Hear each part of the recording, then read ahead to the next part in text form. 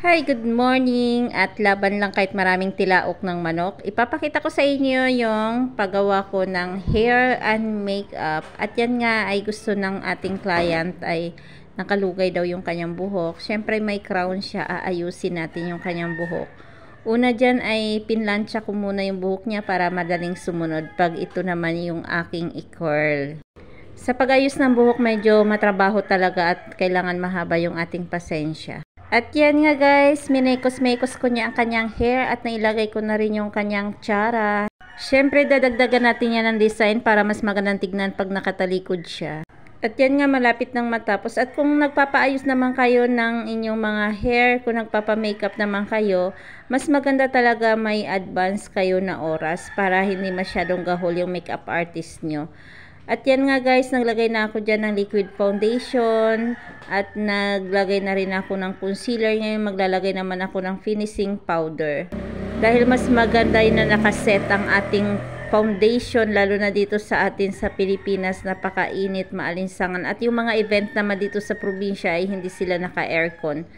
So yan nga, at naglalagay na ako dyan ng nose line. Medyo natakpan lang ng mga brushes ko yung aming itsura.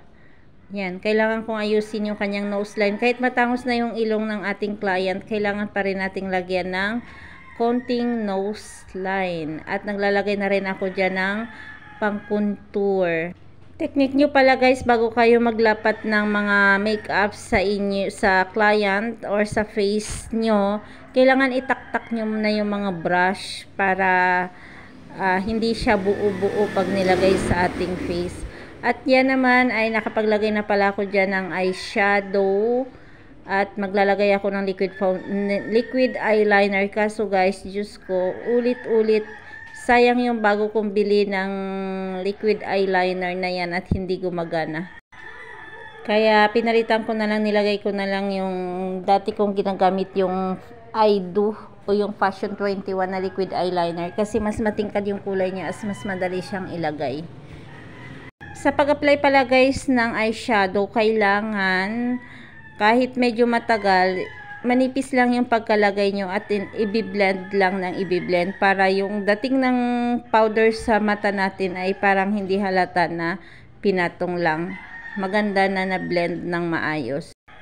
Pang 2 times na pala niya yan nagpa-makeup sa akin kasi nung first day is coronation. Today naman ay yung kanilang parade. Kaya naglagay lang ako dyan ng light color kasi daytime naman siya. Hindi kailangan yung mga dark color na masyado. At yan nga, nako, nakaharang na yung aking ulo at kita na yung aking panot. At tapos na yung ating makeup. Shortcut ko na yan kasi mahaba yung ating video. At yan na siya.